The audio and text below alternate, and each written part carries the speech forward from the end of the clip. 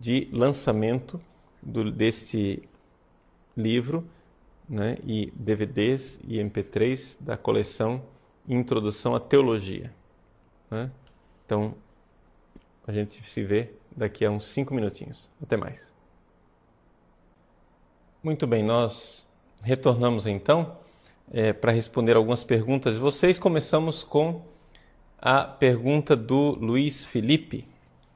Luiz Felipe diz assim: Reverendíssimo Padre Paulo Ricardo, no seu curso de escatologia, o senhor distingue uma abordagem tomista da escatologia e uma abordagem da chamada Nouvelle Teologia. Poderia comentar sobre isso? E aí o Luiz Felipe ainda continua. Pio XII não havia condenado a Nouvelle Teologia na Humani Generis? Grato. Muito bem. Obrigado pela sua pergunta, Luiz Felipe, que me dá a ocasião de esclarecer algumas coisas. O seguinte, em primeiro lugar, é na primeira parte do curso, de fato, que eu trato dessa questão da teologia, se não me engano, Nouvelle Teologia, que é quando eu falo da graça de Deus. Está na página 14 para aqueles que têm o livro. Na realidade, eu não estou falando ainda de escatologia, eu estou falando de antropologia, que é a primeira parte. O livrinho tem duas partes, a parte de antropologia e a parte de escatologia. Então eu trato dessa questão da graça, não é? Na parte da antropologia. E eu exponho um pouco, bastante sumariamente, e devo confessar, evidente, bastante superficialmente, o conflito que houve em Roma entre duas escolas teológicas, Garrigou-Lagrange e o padre Henri de Lubac. O padre Garrigou-Lagrange ele estava preocupado com a abordagem do jesuíta Henri de Lubac. Na verdade, nós temos aqui duas escolas teológicas, mais do que tomismo versus alguma outra coisa, nós temos aqui a sensibilidade dos dominicanos, né, e a sensibilidade da teologia jesuíta, né, de Henri de Lubac. O fato é o seguinte: onde é que estava a controvérsia? A controvérsia está no seguinte: o Garrigou-Lagrange dizia que se nós levarmos a teologia de Henri de Lubac para frente, nós iremos terminar transformando a graça de Deus, que é totalmente gratuita e, portanto, indevida ao homem, não é? Deus nos dá a graça por amor, não tem obrigação nenhuma. Nós iremos dissolver a graça de Deus numa realidade natural. Entendeu? Então, digamos assim, está com medo de fazer com que a felicidade que Deus dá ao homem no céu fosse uma obrigação de Deus. Por outro lado, Henri de Lubac estava preocupado com outra coisa, em se dizer que o homem tem uma felicidade natural e que, portanto, ele não necessitaria de Deus para ser feliz, mas que esta felicidade natural do homem recebeu um upgrade, digamos assim, através da graça. Então, o homem teria uma felicidade sobrenatural que Jesus ganhou para nós através da sua morte na cruz. Henri de Lubac ficou extremamente preocupado com este tipo de abordagem. Por quê? Porque isso faz com que a graça seja supérflua. Né? É como se a graça fosse, não supérflua, vamos usar a palavra certa, seja tão alheia à natureza do homem que se postula quase que uma espécie de autonomia do homem, onde ele poderia tranquilamente ser feliz sem Deus. Né? Então, aqui nós vemos, né, na realidade, uma espécie de tendência teológica, um debate. Garrigou-Lagrange, ele alertou Pio XII para esta esta realidade. Então, o que aconteceu foi o seguinte, é que Henri de Lubac, então, na década de 50, teve que ficar em silêncio, né, para rever as suas posições.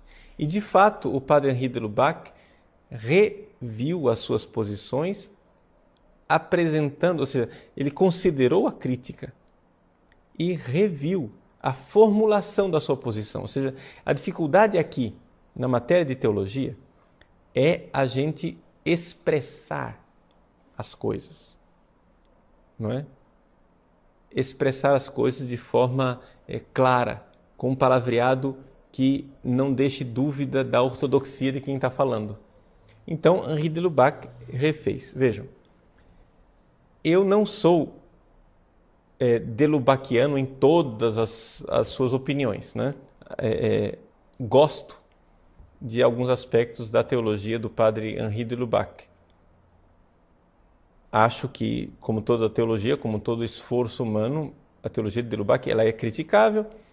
Compreendo a preocupação de Garrigou-Lagrange. Vejo que de Lubac fez um esforço sincero de corrigir a formulação. E, sinceramente, digo que estou mais propenso a concordar com o padre de Lubac neste ponto do que com o padre Garrigou-Lagrange. É uma opinião minha. O senhor vai dizer, mas padre, espera lá, o senhor está abraçando uma teologia que foi condenada. Não, vamos devagar com o andor. A teologia não foi de Henri de Lubac não foi condenada. Não é?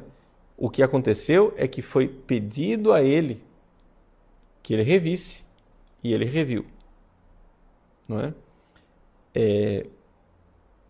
O padre Humani Generis condenou um neomodernismo sem citar o nome de ninguém.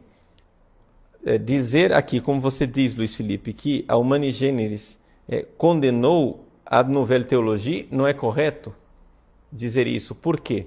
Porque a pergunta é, o que é que você entende como Nouvelle Théologie? Está entendendo?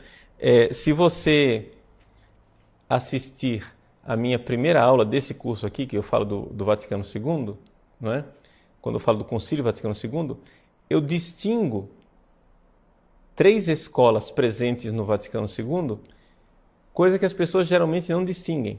Ou seja, eu distingo os neotomistas, aqueles que eu chamo de teologia das fontes e depois um outro grupo, que é o grupo mais propenso a um diálogo com a filosofia moderna. Se a gente fosse colocar aqui alguns nomes, poderíamos dizer a teologia de Garrigou-Lagrange, a teologia de Henri de Lubac, de Ratzinger, né? E depois a teologia de Rahner, Hans Küng, Schillebeeckx, etc.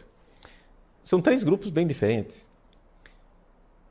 Um grupo pensa que o tomismo e a forma, né, do grande doutor angélico Santo Tomás é a melhor forma de expressar a teologia e a gente tem que... A teologia, no fundo, não passaria de uma espécie de desenvolvimento da teologia de Tomás. Henri de Lubac, Ratzinger e Companhia Limitada são homens que creem que a teologia patrística, a teologia das fontes patrísticas, bíblicas e litúrgicas, tem alguma coisa para dar de novo, de interessante.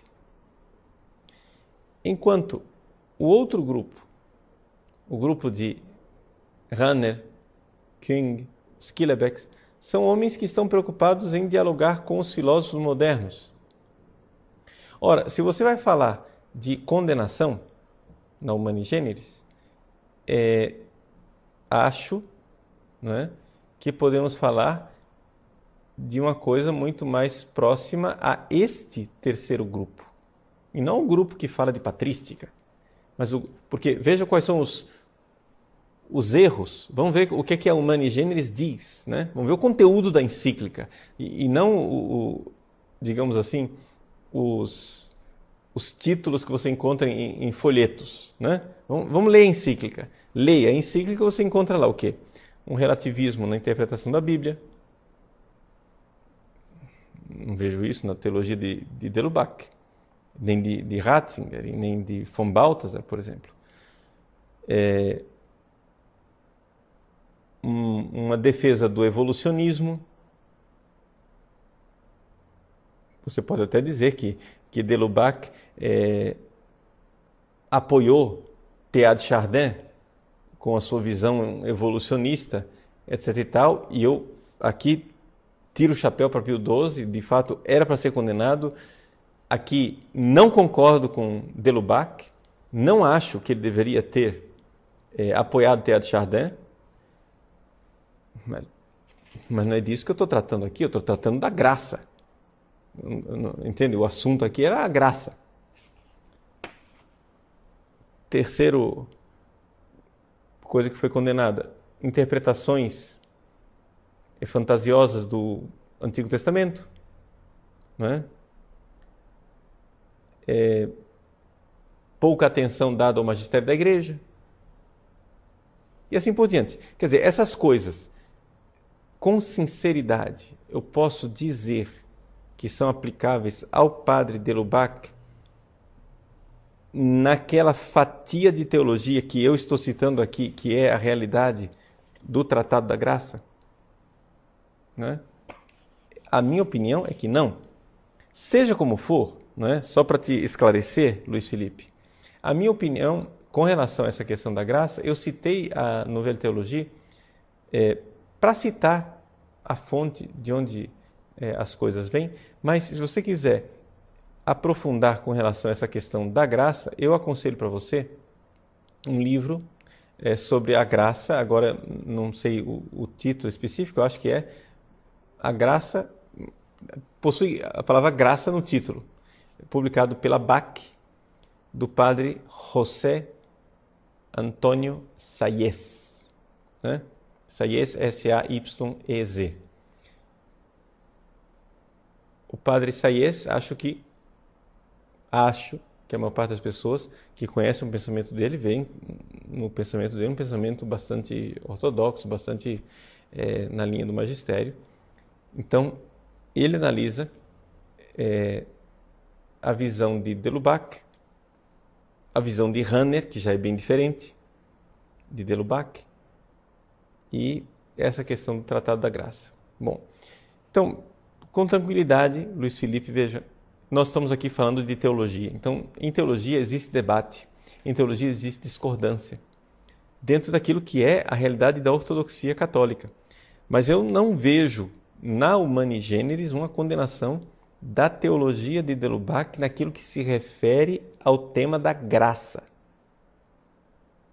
Se você encontrar alguma citação explícita que fale disso e que seja o conteúdo da teologia de Delubach, então estou disposto a rever a minha posição, tá? Com muita tranquilidade. Estamos aqui para debater. Eu não sou onisciente, pode ser que seja uma ignorância minha, né? Muito bem. Daniel, de onde vem a fonte da igreja para falar de escatologia? As revelações particulares contribuem nesta visão? Bom, Daniel, veja, a questão das revelações particulares, a igreja, quando analisa revelações particulares para as pessoas saberem, né, visões, Nossa Senhora que aparece, pessoas que veem o purgatório ou veem o inferno, etc.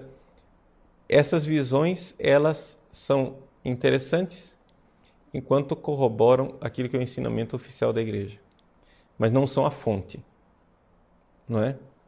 É o contrário, é o ensinamento oficial da igreja quem julga a ortodoxia ou não dessas visões. Aquilo que é o magistério da igreja encontra sua fonte no depósito da revelação divina, ou seja, na tradição com T maiúsculo que vem dos apóstolos e nas Sagradas Escrituras. Então nós encontramos muita coisa a respeito da escatologia nas Sagradas Escrituras e na tradição da Igreja de Tradição Apostólica. Então é daí que vem a nossa fonte. Então, a fonte não são as revelações. Débora Sena. Professamos que Deus há de vir julgar os vivos e mortos. Os mortos já não foram julgados logo após a morte? Exato, Débora, eles já foram julgados. Mas a Igreja distingue entre dois juízos. O juízo particular e o juízo final. O juízo final, ele não altera o estado individual da pessoa. Aqueles que foram condenados já foram condenados eternamente, aqueles que foram salvos já foram salvos eternamente. Ok? Só que o juízo final é também a realidade de se, através da ressurreição, aplicar esse juízo, até mesmo o juízo individual, a toda a pessoa. Porque, veja, as pessoas irão ressuscitar. Uns para a condenação e outros para a vida eterna. Então, também aqueles condenados para o inferno irão ressuscitar. Então, podemos dizer que neste balanço geral, que é o juízo final, não é? Os juízos individuais serão aplicados de forma global na pessoa. E haverá um juízo também da história como um todo, proclamando a vitória final de Deus. Então, virá julgar os vivos e os mortos, é aquilo que nós estamos dizendo no credo, ou seja, estamos falando da parousia, ou seja, da vinda de Jesus, que é o momento desse juízo final. Então a igreja distingue dois juízos. Engenheiro de Maria.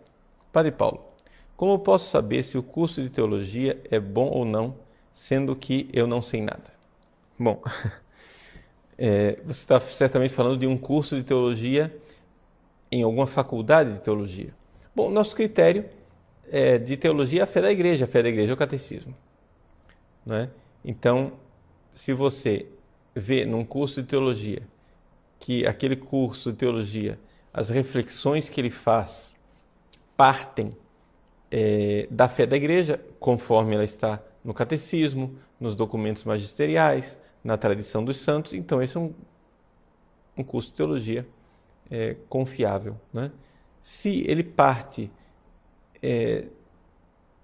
mais de modernidades, de filosofias modernas, tentativas de adaptações da fé à medida da pouca fé do homem moderno, então ali nós estamos em alto mar, né? Aí estamos numa situação complicada. Tales. Quando morremos, existe o juízo individual com Deus, onde vou para o céu ou inferno.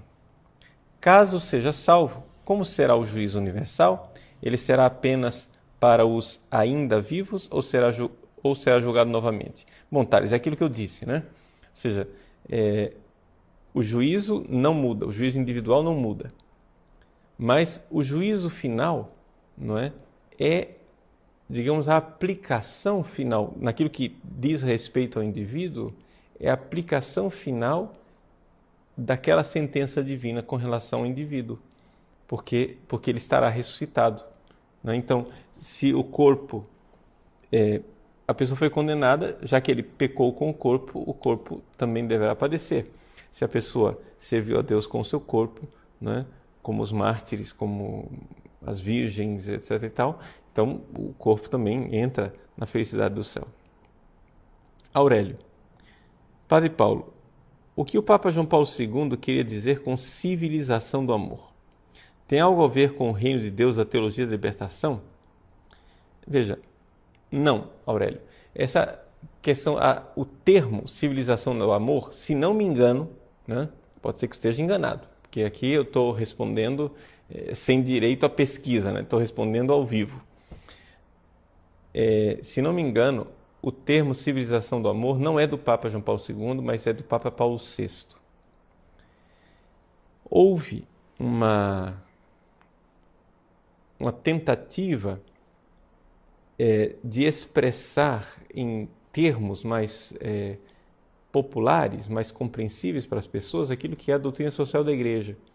Então, aquilo que a igreja quer dizer quando ela fala de civilização do amor, não é uma terra sem males, não é um mundo onde o amor reina invicto e não, mas onde o amor é digamos assim, a contribuição maior para o moldar dessa civilização. Deixa eu lhe dizer por que é que isso não tem nada a ver com o reino de Deus, como a teologia da libertação marxista costuma ver. Por quê? Porque a teologia da libertação marxista, ela é tendencialmente justicialista. Justicialista quer dizer o seguinte: eles querem justiça, justiça, justiça, justiça. Acontece que a justiça ela não é suficiente para responder às dificuldades da sociedade. Né? Vou te dar um exemplo. Né? Um exemplo que eu ouvi de um grande cientista político do nosso país, que é o professor César Saldanha. Né? O professor César Saldanha, por exemplo, ele dá o exemplo do conflito entre Israel e os palestinos. Né? É uma coisa que não vai se resolver com a justiça. Por quê? Porque de um lado nós temos Israel. Israel diz, olha, a terra é nossa e o atestado disso é que o Criador do céu e da terra nos deu essa terra e isso está registrado no cartório da Bíblia. Bom, é um direito, é justo. Por outro lado, os palestinos dizem, tudo bem, só acontece o seguinte, vocês, não sei o que vocês fizeram, mas os romanos tiraram vocês de lá e a terra ficou vazia. E aí nós viemos, encontramos lá a terra vazia, tomamos conta e estamos no uso capião de mais de 1000 anos. Né? O professor César Saldanha até brinca dizendo, isso não é mais nenhum uso capião, isso é um uso campeão. Né? Então também isso é direito. Bom, você pode sentar num tribunal a sua vida inteira, você nunca vai resolver isso em termos de justiça.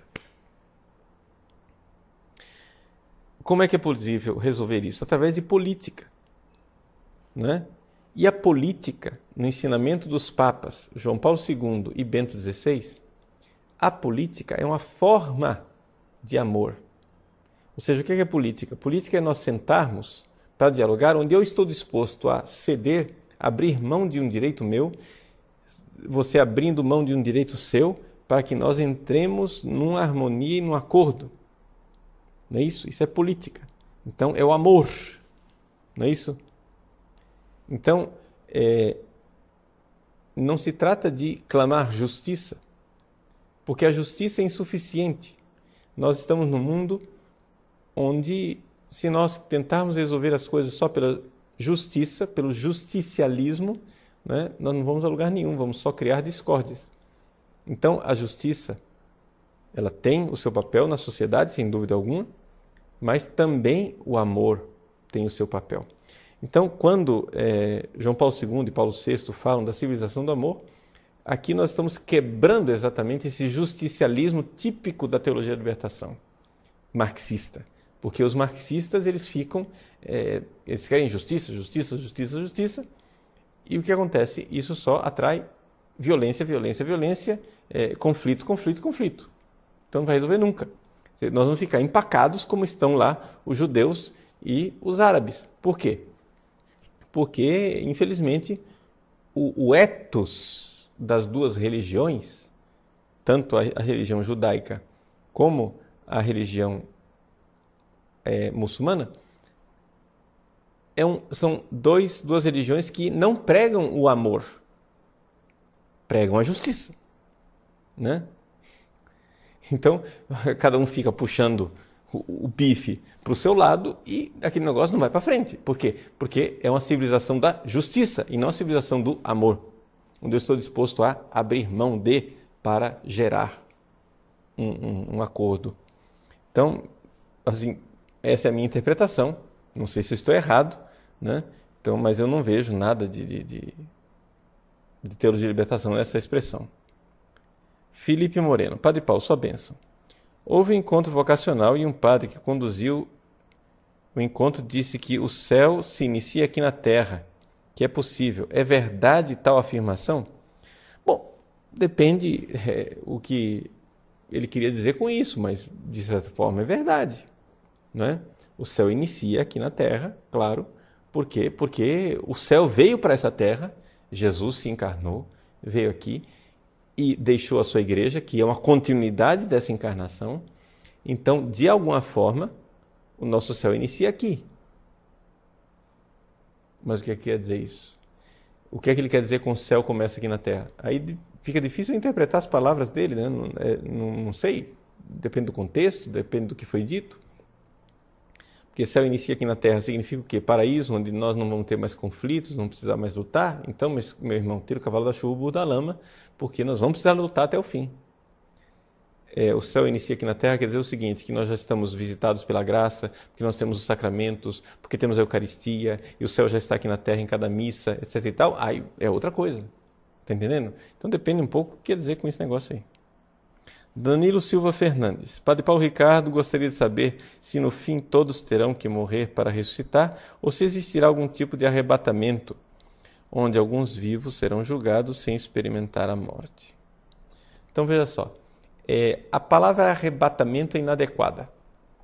Então, para começar, os mortos ressuscitarão e os vivos deverão passar por alguma transformação, não é? Não precisarão morrer, mas precisarão passar por alguma transformação para entrar na nova vida, porque é evidente, é necessário passar para a vida divina. Nós não sabemos como isso vai acontecer. São Paulo expressa isso na carta aos Tessalonicenses com essa ideia de arrebatamento. Mas isso daí é porque São Paulo está descrevendo a parousia de Jesus nos moldes de uma parousia de um rei. Ou seja, como é que um rei chegava numa cidade? Não é? Quando o rei estava perto, os arautos soavam a trombeta e as pessoas saíam da cidade e caminhavam fora dos muros da cidade para iam ao encontro do rei, recebiam então o rei, que então entrava na cidade. Quando São Paulo fala de arrebatamento, ele está usando esta metáfora. Então, Jesus vem e então as pessoas irão ao seu encontro nos ares. Não é isso? Ou seja, um pouco imitando, como se a cidade murada fosse esse mundo e nós vamos ao encontro do Senhor. Então, trata-se de uma descrição de uma, aspas, cerimônia de recepção de um rei.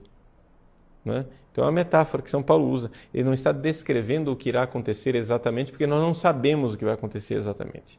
Quando a Assembleia de Deus e outras igrejas pentecostais interpretam isso de forma literal, aí nós vemos o literalismo dessas teologias. Não é? Então, muito bem. Acho que ficamos por aqui, já meia hora de respostas. Eu gostaria só de dar alguns avisos finais. Em primeiro lugar, vão se preparando aí, nós estamos já gravando e preparando 2 cursos para vocês